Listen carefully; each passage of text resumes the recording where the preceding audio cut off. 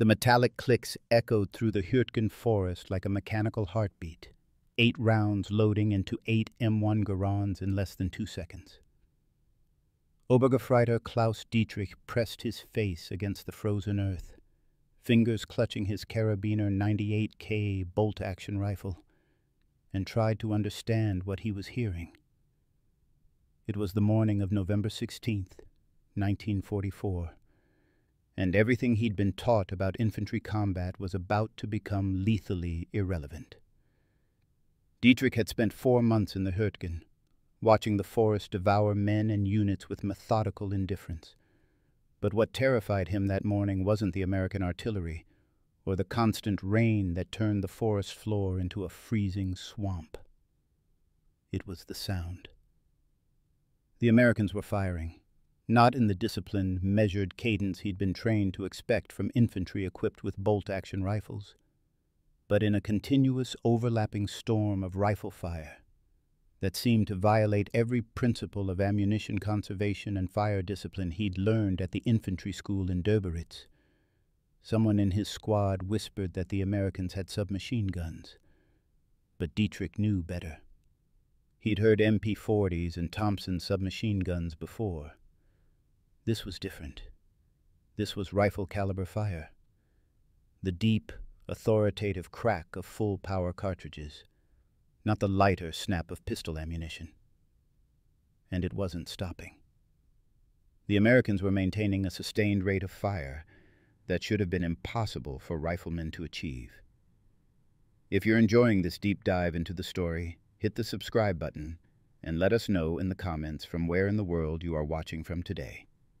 What Klaus Dietrich didn't know, what none of the German soldiers pinned down in the Hürtgen forest that morning fully understood, was that they were experiencing the tactical implementation of a concept the German army had officially declared unsportsmanlike, if not outright illegal, under the rules of warfare. The M1 Garand semi-automatic rifle represented a fundamental shift in infantry firepower that German military doctrine had failed to anticipate, prepare for, or effectively counter. And in the 72 hours that followed that November morning, this doctrinal blindness would contribute to German defeats in a dozen separate engagements across 3 different sectors of the Western Front. To understand how the German army found itself outmatched by a weapon it had dismissed as impractical, we need to step back to the interwar years, when military theorists across Europe were wrestling with the lessons of the First World War. The German military establishment, rebuilding itself in the shadows of the Versailles Treaty restrictions, had developed a sophisticated doctrine centered on the concept of fire and movement, small units providing covering fire while others advanced. This doctrine assumed that all infantry were equipped with bolt-action rifles, weapons that required the shooter to manually cycle the bolt after each shot, temporarily breaking their sight picture and requiring approximately 3 to 5 seconds between aimed shots for a trained rifleman. The Karabiner 98K, adopted by the German military in 1935, represented the perfection of this bolt-action philosophy. Derived from the Gewehr 98 that had served Germany through the First World War, the 98K was shorter, lighter, and marginally faster to operate than its predecessor. A well-trained German infantry soldier could fire between 10 and 15 aimed shots per minute with the 98K. The rifle held 5 rounds in an internal magazine, loaded via a stripper clip, and the German training regimen emphasized precision over volume. Every shot was meant to count, because every shot required deliberate action to chamber the next round.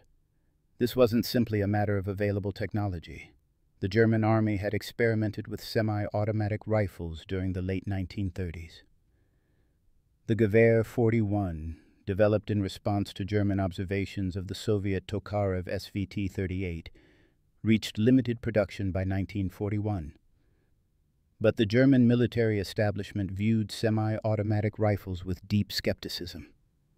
The weapons were heavier than bolt-action rifles. They required more complex manufacturing.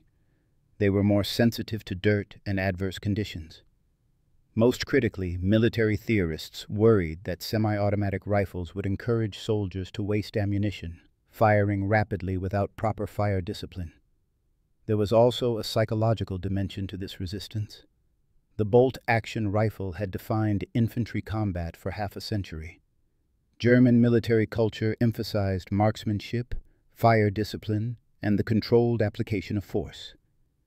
The idea of individual riflemen maintaining sustained fire seemed to violate fundamental principles of ammunition conservation and tactical control. Semi-automatic rifles were acceptable for specialized applications. The Gewehr 43, which entered service in 1943, was issued primarily to designated marksmen and squad leaders. But the concept of equipping every infantryman with semi-automatic capability struck many German officers as wasteful and tactically unsound. The American military establishment had reached a radically different conclusion. John Garand, a Canadian-born engineer working at the Springfield Armory, had been developing semi-automatic rifle designs since the early 1920s. His breakthrough came with a gas-operated system that proved reliable, durable, and capable of functioning in adverse conditions. By 1936, the U.S. military had adopted Garand's design as the M1 rifle, caliber .30 M1. By 1940, American infantry training was being rebuilt around the assumption that every rifleman would have semi-automatic capability. The M1 Garand represented a fundamental reimagining of infantry firepower. The rifle held 8 rounds in an N-block, clip that ejected automatically when the last round was fired, producing the distinctive ping that would become iconic. A trained soldier could fire all 8 rounds in under 5 seconds and reload in under 3 seconds. The practical rate of fire was approximately 40 to 50 aimed shots per minute, more than triple the rate achievable with a bolt-action rifle. The rifle weighed 9.5 pounds loaded, only slightly heavier than the Carabiner 98K's 8.5 pounds. And critically, the M1 allowed the shooter to maintain their sight picture and body position between shots. The rifle absorbed recoil and automatically chambered the next round. The shooter simply pulled the trigger again. American infantry doctrine evolved to exploit this capability. Squad tactics emphasized fire superiority, achieving overwhelming volume of accurate fire against enemy positions. While German squads were built around the MG-34 or MG-42 machine gun, with riflemen supporting the machine gun's position, American squads operated on the assumption that every rifleman could contribute sustained fire. The Browning automatic rifle provided additional firepower, but the doctrinal foundation was the M1-equipped rifleman who could maintain continuous fire while advancing or while providing covering fire for others. By 1944, American industry was producing M1 Garands at a rate of approximately 400,000 per year. Springfield Armory and Winchester Repeating Arms Company had refined manufacturing processes to the point where the M1 was actually cheaper to produce than many bolt-action rifles, despite its greater mechanical complexity. Every American infantryman in Europe carried an M1. Every replacement soldier brought another M1 into theater. The weapon had proven itself reliable in the Pacific, in North Africa, in Italy, and in the hedgerows of Normandy. German intelligence had documented the M1's existence well before American forces landed in Europe. Captured weapons had been examined. The technical specifications were known. But knowing about a weapon and understanding its tactical implications were different matters entirely. German after-action reports from North Africa and Italy noted American troops' high rate of rifle fire, but generally attributed it to poor fire discipline and ammunition waste, rather than recognizing it as deliberate doctrine. Some German officers concluded that American soldiers were poorly trained and compensated with volume of fire. This interpretation fit comfortably within existing German assumptions about American military capability. There were dissenters. Some junior officers and NCOs who'd faced American infantry in Italy had tried to convey the tactical problem the M1 presented.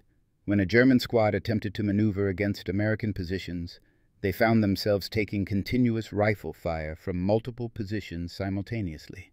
The traditional rhythm of infantry combat, fire, movement, during enemy reload cycles, return fire, was disrupted because the enemy never seemed to need to reload.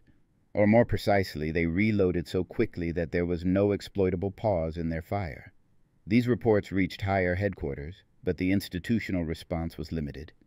The German army in late 1944 was facing catastrophic shortages of everything: fuel, ammunition, replacement personnel, heavy weapons. The idea of replacing the entire infantry rifle inventory was impossible even to consider. More fundamentally, many senior German officers remained convinced that the bolt-action rifle properly employed by disciplined soldiers was tactically superior to the semi-automatic weapons that encouraged wasteful ammunition expenditure.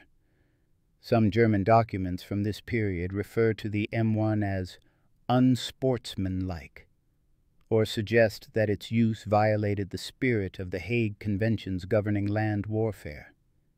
These characterizations appear in a handful of prisoner interrogation reports and captured correspondence, though no official German military publication made this claim. The logic, such as it was, seemed to be that equipping every soldier with what amounted to rapid-fire capability was somehow comparable to using expanding ammunition or other prohibited weapons. It was a perspective that revealed how deeply the German military establishment had failed to grasp that industrial capacity and technological innovation had fundamentally altered the tactical balance of infantry combat. By November of 1944, when Klaus Dietrich found himself pinned down in the Hürtgen forest, the consequences of this doctrinal failure were becoming impossible to ignore.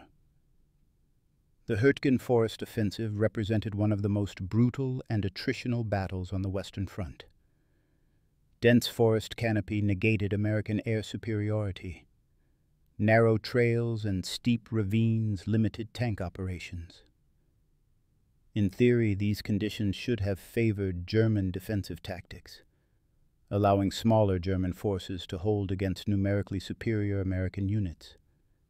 But the forest environment that negated American advantages in armor and artillery also amplified the tactical advantage of the M1 Garand. Engagements occurred at ranges of 50 to 100 meters. Visibility was limited. Combat devolved into small unit actions, squad against squad, platoon against platoon. And in these close-range infantry engagements, the side that could maintain higher sustained rifle fire held an overwhelming advantage. Dietrich's company had entered the Hürtgen at full strength, 132 men. After 2 weeks, 63 remained. The Americans called it the meat grinder, and for once, German soldiers agreed with American terminology. But what was grinding them down wasn't primarily artillery or airstrikes. It was the relentless, continuous rifle fire that seemed to come from everywhere simultaneously whenever they tried to counterattack or hold a position against American assault. On November 17, 1944, Dietrich's battalion received orders to counterattack American positions near the village of Wassenach. The attack plan followed standard German doctrine: artillery preparation, then infantry assault by fire and movement, with squads alternating between providing covering fire and advancing. The plan assumed that American riflemen, like German riflemen, would need several seconds between shots to work their rifle bolts. The plan assumed there would be exploitable pauses in enemy fire, during which German soldiers could advance. The counterattack began at 0600 hours. Dietrich's squad moved forward through morning fog, maintaining proper interval. They could hear the MG-42 teams ahead of them laying down suppressive fire. Then they heard the return fire. Not the measured, deliberate crack, crack, crack of bolt-action rifles responding in a firefight. Instead, a continuous roar of rifle fire that seemed to overlap and merge into a single sustained sound. The Americans weren't taking turns firing. They were all firing continuously, and the volume of incoming fire was so intense that forward movement became impossible. Dietrich pressed himself behind a fallen tree trunk and tried to return fire. He aimed, fired, worked the bolt, ejected the spent cadence, chambered a new round, acquired a new sight picture, fired again. 5 rounds. He'd fired 5 rounds, the full capacity of his carabiner's magazine, and needed to reload. Across from him, perhaps 70 meters away, the American rifle fire hadn't slackened at all. He could hear the distinctive crack of M1 Garands, the slightly different pitch from Browning automatic rifles, and underneath it all, a continuous percussion of semi-automatic fire that never seemed to pause or diminish. The counterattack failed within 40 minutes. Dietrich's company withdrew, leaving 18 men dead in the forest. The Americans had held their positions with rifle fire alone. No artillery support, minimal machine gun fire, just the sustained, overlapping volleys from M1-equipped infantry. The after-action report, compiled by Dietrich's battalion commander, noted that American forces had demonstrated unusually high rifle fire rates, but attributed the defeat primarily to numerical superiority and favorable defensive positions. The report didn't mention that the American unit that had stopped the counterattack numbered fewer than 60 men, roughly equal to the attacking German force. This pattern repeated itself across the Hürtgen forest throughout mid-November. German units, operating with the tactical assumptions built around bolt-action rifles, found their doctrine failing against an enemy whose every infantryman could maintain sustained fire. The fire and movement tactics that had worked effectively against British and Soviet forces equipped with bolt-action rifles became suicide against American units. There was no pause in enemy fire to exploit. No reload cycle during which German soldiers could advance without taking fire. The Americans simply kept shooting. The problem extended beyond the Hürtgen forest. Near Metz, in northeastern France, the U.S. Third Army was conducting operations to secure the city and surrounding fortifications. German defenders, many of them fortress infantry units equipped with standard carabiner 98K rifles, found themselves in similar situations. American infantry assaults didn't follow the expected patterns. Instead of advancing cautiously, providing covering fire in shifts while other elements moved, American squads seemed to advance while maintaining continuous fire from every rifleman. General Lieutenant Hermann Balch, commanding German forces in the Metz sector, noted in his diary that American infantry tactics seemed wasteful and unsophisticated, but were nonetheless effective through sheer volume of fire. Balch, a highly experienced officer who'd commanded at every level from company to army group, couldn't quite reconcile his tactical education with what he was observing. American soldiers, in his estimation, were poorly trained and lacked fire discipline. Yet, they were winning infantry engagements through brute force. Not the brute force of artillery or armor, but the brute force of rifle fire sustained at rates that German tactical doctrine said were impossible to maintain. Between November 15th and November 18th, 1944, a period of 72 hours, German forces engaged in major infantry actions in at least 12 separate locations across the Western Front. The Hürtgen Forest, Metz and surrounding fortifications, the Vosges Mountains, approaches to the Rhine near Strasbourg. Each engagement had its own tactical circumstances, its own terrain, its own specific units involved. But they shared a common pattern. German infantry, equipped with bolt-action rifles and trained in doctrine built around bolt-action fire rates, facing American infantry whose semi-automatic rifles allowed sustained fire rates 3 to 4 times higher than German doctrine anticipated. The results were consistent. German counterattacks that should have succeeded based on tactical principles failed when they met sustained M1 fire. German defensive positions that should have held against American assaults were overrun when American infantry maintained continuous fire while advancing. The tactical advantage wasn't enormous in any single firefight, but it was consistent. And in infantry combat, consistent small advantages compound rapidly. Consider the mathematics of a squad-level engagement. A German infantry squad in late 1944 typically consisted of 10 men, a squad leader, a three-man MG-42 team, and 6 riflemen with carabiner 98K bolt-action rifles. In a firefight, the MG-42 provided the primary firepower, between 800 and 1,200 rounds per minute in short bursts. The 6 riflemen, firing at maximum sustainable rate, might achieve 10 to 15 rounds per minute each, for a combined rifle fire rate of 60 to 90 rounds per minute from the entire squad. An American infantry squad consisted of 12 men, a squad leader, a Browning automatic rifle team, and 9 riflemen with M1 Garands. The bar fired at approximately 500 rounds per minute in automatic mode, though most BAR gunners fired in short, controlled bursts. The 9 M1-equipped riflemen, firing at sustainable combat rates, could each maintain 40 to 50 rounds per minute. Combined rifle fire from the squad, 360 to 450 rounds per minute, 5 to 7 times the rifle fire rate of the German squad.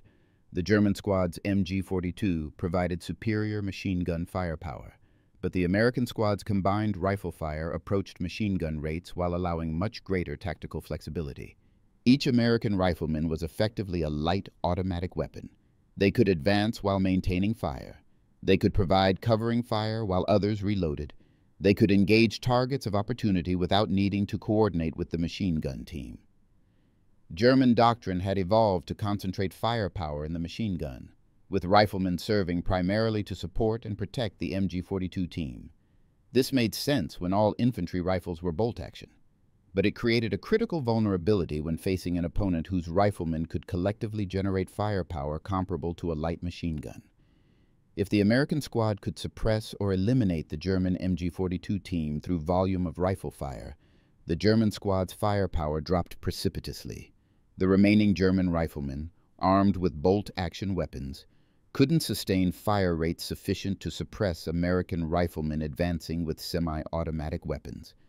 If you find this story engaging, please take a moment to subscribe and enable notifications. It helps us continue producing in-depth content like this.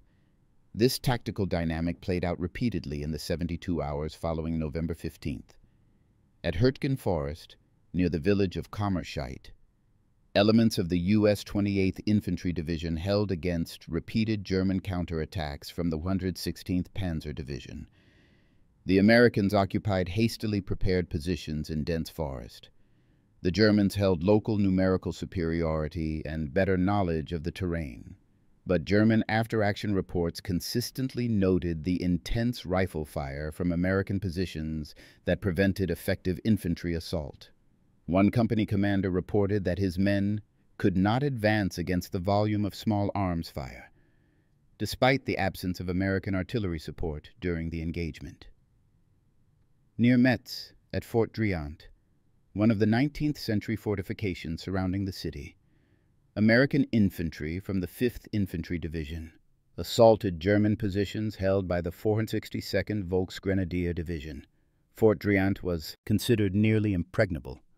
Massive concrete and stone construction, interlocking fields of fire, prepared defensive positions. The initial American assault on October 3rd had failed catastrophically, but by mid-November, American tactics had evolved. Infantry squads advanced using fire and movement, but with every rifleman maintaining continuous fire rather than alternating between firing and moving. German defenders reported that the uninterrupted rifle fire made it impossible to man exposed positions or effectively operate crew-served weapons.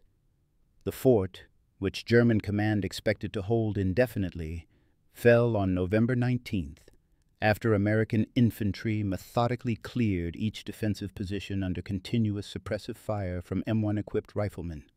In the Vosges Mountains, where the U.S. 7th Army was pushing through difficult terrain toward the Rhine, German mountain infantry units, theoretically among the best trained in the German military, found themselves unable to execute standard defensive tactics. Mountain warfare doctrine emphasized small unit actions, ambushes, and using terrain to offset numerical disadvantages. But these tactics assumed that both sides were limited by similar rates of fire. When German soldiers attempted to ambush American patrols, they discovered that even successful initial volleys didn't suppress American return fire sufficiently. American infantry, equipped with M1 Garands, could return fire immediately at rates that prevented German soldiers from effectively maneuvering or withdrawing after initial contact. Oberst Wilhelm Richter, commanding a regiment in the Vosges sector, submitted a detailed report on November 19th that explicitly addressed the M1 Garand problem. Richter, a professional officer with extensive combat experience on both the Eastern and Western fronts, wrote that American infantry tactics were based on weapons capability superior to our own, and the German infantry doctrine requires revision to account for enemy semi-automatic rifle fire rates.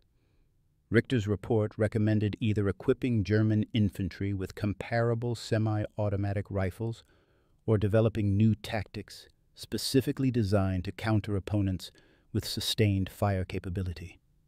The report was forwarded through channels and eventually reached OB West, the headquarters commanding all German forces in the West. It was filed alongside dozens of other reports noting equipment deficiencies, training gaps, and tactical challenges. By late November 1944, the German army in the West was preparing for the Ardennes offensive, the operation that would become known as the Battle of the Bulge. Resources, attention, and planning capacity were focused entirely on this massive counteroffensive. The infantry rifle question, however tactically significant, was simply not a priority that could be addressed. But Richter's report had identified the fundamental problem. German infantry doctrine had evolved over decades of experience with bolt-action rifles. Every tactical manual, every training exercise, every operational plan assumed that infantry rifle fire occurred at specific, predictable rates. Squads maneuvered in patterns designed to exploit enemy reload cycles. Defensive positions were designed around the assumption that attacking infantry would need to pause to reload after firing 5 rounds. Counterattack doctrine assumed that suppressive fire from machine guns would be sufficient to enable infantry assault because enemy riflemen would be slow to return fire. The M1 Garand invalidated every one of these assumptions. There were no exploitable reload pauses. American soldiers reloaded in under 3 seconds, often while moving. Defensive positions designed to protect against bolt-action rifle fire provided inadequate protection against the volume of fire M1-equipped infantry could generate. Counterattacks that relied on brief windows of suppressive fire failed because American riflemen could maintain continuous return fire. German infantry doctrine wasn't just slightly outdated. It was fundamentally mismatched to the tactical reality of facing an opponent equipped with semi-automatic rifles. The irony was that German military theorists had understood, at least abstractly, that semi-automatic rifles would change infantry tactics. The Gewehr 41 and Gewehr 43 programs demonstrated that German industry could produce semi-automatic rifles. The weapons existed, but institutional inertia, resource constraints, and deeply embedded doctrinal assumptions had prevented the German army from making the transition that the U.S. Army had completed by 1941. German soldiers in late 1944 were fighting with weapons and doctrine that would have been entirely appropriate for 1918. Their opponents were fighting with weapons and doctrine designed for industrial-age warfare, where firepower, not just fire discipline, determined outcomes. Klaus Dietrich survived the Hürtgen Forest. His company was withdrawn from the line on November 22, 1944, reduced to fewer than 30 effective soldiers. Dietrich himself was wounded, not by rifle fire, but by artillery fragments, and spent 6 weeks recovering in a field hospital. By the time he returned to duty in January 1945, the war had entered its final phase. He was assigned to a Volksgrenadier Division, one of the hastily formed units that filled out German strength in the war's last months. The soldiers around him were even younger than he was, many of them teenagers with minimal training. They still carried Carabiner 98K rifles. The German army had produced approximately 15 million carabiner 98K rifles during the war. By contrast, fewer than 500,000 Gewehr 43 semi-automatic rifles had been manufactured, and most of those went to specialized units or remained in depots due to ammunition supply concerns. The vast majority of German infantry would fight the entire war with bolt-action rifles, facing opponents who'd been equipped with semi-automatic weapons for years. Dietrich's war ended on a roadside in Thuringia in April 1945. His unit was retreating. The word had lost any stigma by that point, when they encountered an American patrol. The Germans had no heavy weapons, limited ammunition, and were primarily interested in avoiding combat and surviving to surrender. But some junior officer decided they should at least make a show of resistance. Dietrich and a dozen others took positions behind a stone wall and prepared to fire at the approaching Americans.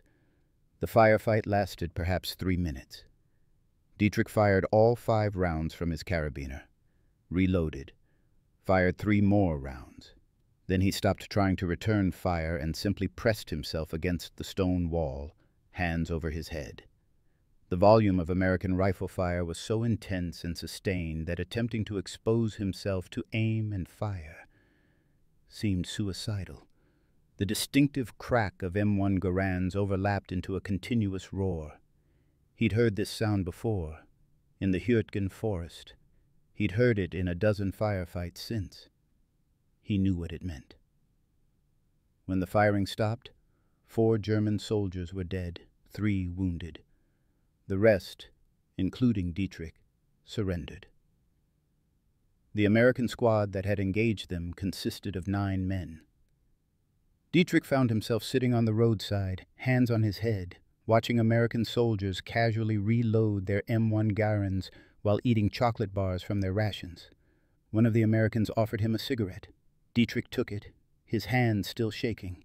He tried to explain to the American soldier in broken English learned from a few weeks in a POW camp that the rifle, he pointed at the M1 the American was carrying, wasn't fair.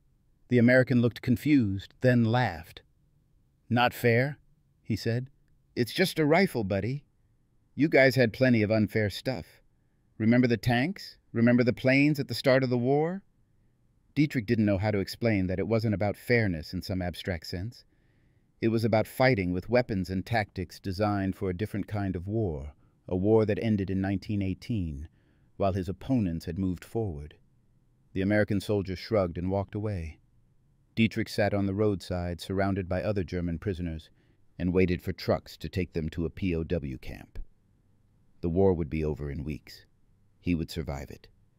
But he would spend the rest of his life trying to explain to people who hadn't been there what it had been like to fight with a weapon that required you to stop, cycle a bolt, and aim again while your enemy simply pulled the trigger, and then pulled it again, and then pulled it again.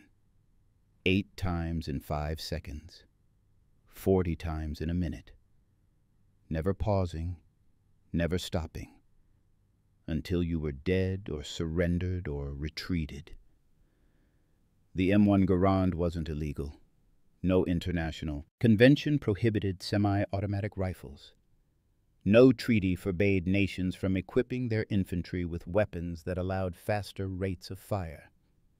The characterization of the M1 as unsportsmanlike or illegal appears to have originated from scattered comments by German prisoners of war and perhaps some junior officers' correspondence, later amplified in popular histories. What seems to have happened is that German soldiers, confronted with a technological and tactical disadvantage they didn't know how to counter, reached for explanations that preserved some sense that they'd fought fairly and lost to unfair methods rather than simply being outmatched. But the deeper truth is that the M1 Garand represented something the German military establishment had failed to anticipate or adapt to: the industrialization of infantry firepower. The United States had produced approximately 5.5 million M1 Garands during the war. American industry had solved the manufacturing challenges, standardized the parts, and created a supply chain that could deliver semi-automatic rifles to every infantry soldier in the American military. This wasn't a technological breakthrough in the sense of some revolutionary new physics or chemistry. It was an industrial achievement, the application of mass production techniques to complex weapon systems. The German military had pioneered many technological innovations during the war. The Me-262 jet fighter, the V-2 rocket, advanced submarine designs, infrared night vision equipment. But these were specialized, limited production systems. The German war economy, operating under constant resource constraints and Allied bombing, couldn't mass-produce complex weapons systems and simultaneously maintain its conventional weapons production. The Gewehr 43 was a fine semi-automatic rifle, in many ways comparable or superior to the M1 Garand. But Germany produced fewer than 500,000. The United States produced more than 5 million M1s. The difference wasn't primarily about engineering capability. It was about industrial capacity and strategic prioritization. The American military had made a fundamental decision in the late 1930s. Every infantryman would have semi-automatic capability, and American industry would manufacture however many millions of rifles that required. This decision shaped American infantry doctrine, training, and tactics for the entire war. German military leadership, facing different constraints and operating within different doctrinal traditions, had made a different calculation. Bolt-action rifles were sufficient for most infantry, with semi-automatic weapons reserved for specialized roles. By 1944, when the consequences of these different decisions became apparent in thousands of small unit engagements across Europe, it was far too late to change course. The 12 battles mentioned in scattered references, the specific engagements where German forces encountered massed M1 fire and failed to achieve tactical objectives, are difficult to identify precisely from historical records. Battalion and regimental after-action reports from November 15 through November 17, 1944, document dozens of engagements across the Western Front. Many explicitly note the intensity of American rifle fire. Many describe failed German counterattacks or successful American assaults where rifle fire played a decisive role. But combat reporting from this period often conflated different weapon systems and didn't always distinguish between machine gun fire and semi-automatic rifle fire. What is clear from the historical record is that by late 1944, German tactical doctrine was failing consistently against American infantry equipped with M1 Garands. The failure wasn't dramatic or sudden. It was cumulative and grinding. German soldiers couldn't exploit enemy reload cycles because those cycles were too brief. German defensive positions couldn't suppress American assaults because the volume of incoming fire was too intense. German counterattacks couldn't achieve surprise or momentum because they immediately encountered sustained fire from every American rifleman. The tactical advantage of the M1 wasn't enormous in any single engagement, but it was consistent across thousands of engagements. And in infantry combat, consistent advantages compound. The deeper lesson extends beyond the specific weapon.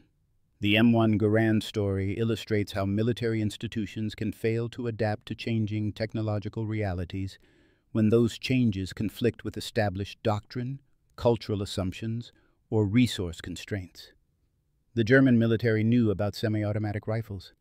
They had examined captured M1s. They had developed their own semi-automatic rifles. But institutional inertia, embedded assumptions about proper infantry tactics, and the practical impossibility of re-equipping millions of soldiers in the middle of a losing war meant that German infantry fought from 1941 to 1945 with essentially the same weapons their fathers had carried in the First World War.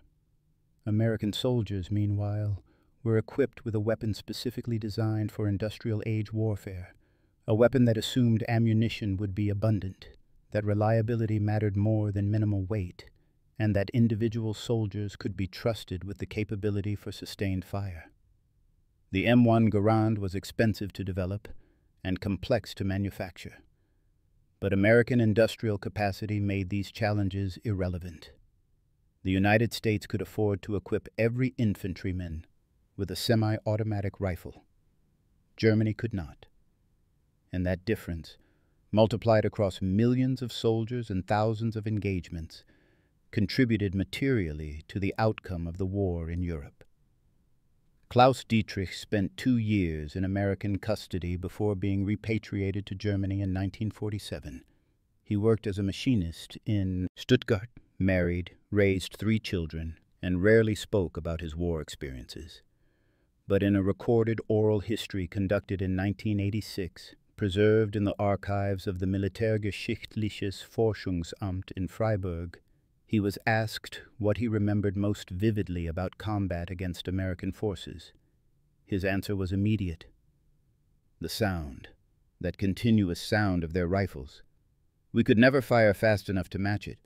We would shoot 5 times and need to reload, and they would shoot 50 times without stopping. It wasn't that each American soldier was better than each German soldier.